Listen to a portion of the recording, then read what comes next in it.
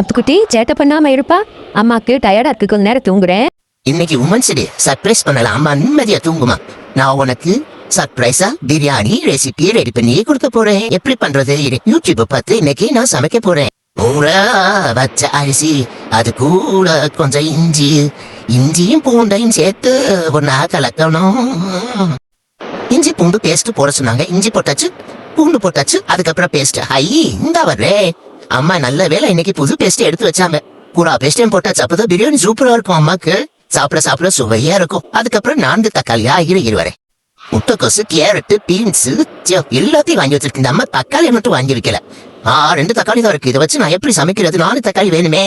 Idea வந்துருச்சு. கொஞ்சம் sauce எடுத்து ஊத்து, 2 தக்காளியை போட்டு வதக்கு. இந்த அம்மாவுக்கு தெரியாத ஐடியா எல்லாம் நமக்கு தெரியுது. ஐயோ அப்புக்குட்டி, நீ பெரிய சமையல் மாஸ்டர் ஆக போற பாரு. அதற்கடுத்து அரிசியில் 2 டம்ளர் தண்ணியை ஊத்த வேண்டும். ஓகே, 2 டம்ளர் தண்ணியும் வச்சாச்சு. இப்ப பிரியாணி ரெடி ஆக போகுது. என்னடா உன்னாலே தொல்லையா போச்சு.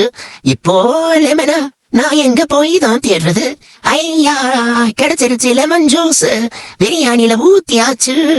அப்புக்குட்டியோட பிரியாணி தண்டன் நக்கற என்னாச்சுதா பிரியாணி? ஐயோ என்னடா இது தாளோடு போட்ட மாதிரி புகையா வருது.